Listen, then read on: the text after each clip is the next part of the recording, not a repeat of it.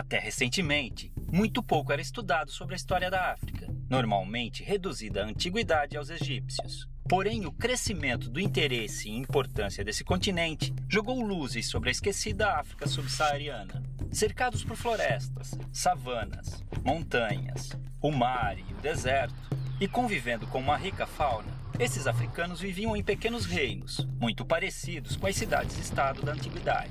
Dominavam técnicas de agricultura, metalurgia e mineração.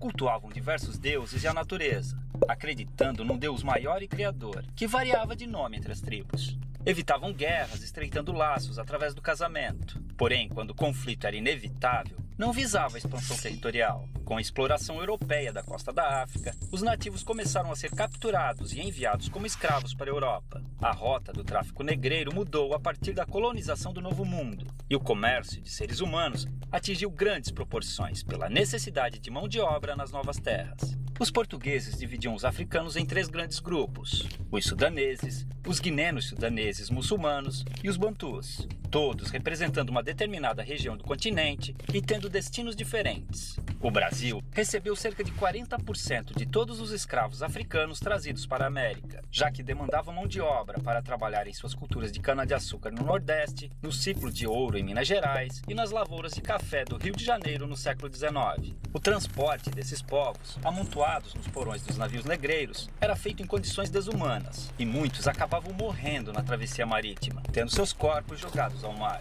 Já desembarcados, os escravos eram vendidos e conduzidos aos seus destinos nas fazendas, onde eram obrigados a trabalhar de sol a sol, com roupas e alimentação de péssima qualidade. Dormiam em habitações escuras e úmidas, as senzalas, e muitas vezes eram acorrentados para evitar fugas. Os castigos físicos eram comuns, e o mais usado era o açoite. Com o comércio constante de escravos, não havia preocupação em manter seu bem-estar, já que podiam ser facilmente substituídos por novos africanos, fazendo sua expectativa de vida no Brasil ser muito baixa. Eram proibidos de praticar sua religião e obrigados a adotar o catolicismo e a língua portuguesa.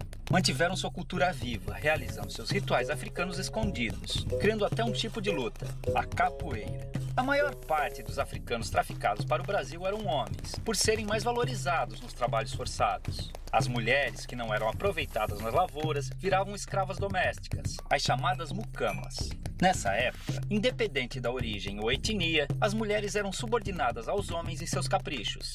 A mulher negra e escrava vivia a situação ainda mais degradante, sendo colocada como mero objeto sexual do homem branco. A miscigenação entre africanos, europeus e indígenas foi ponto-chave na constituição da população brasileira. As revoltas eram muito comuns nas fazendas, fazendo com que grupos de escravos organizados fugissem e formassem nas florestas os famosos quilombos, onde viviam em liberdade em comunidades similares às que existiam na África. Alguns escravos também conseguiram comprar sua liberdade adquirindo sua carta de alforria. Com o constante crescimento do sentimento abolicionista, o fim da escravidão era questão de tempo. Infelizmente, apesar de promover sua liberdade jurídica, a abolição não garantiu condições de vida dignas para os ex-escravos. A realidade que encontraram foi cruel, pois não possuíam moradia, condições econômicas ou assistência do Estado, fazendo muitos negros passarem por dificuldades após a liberdade.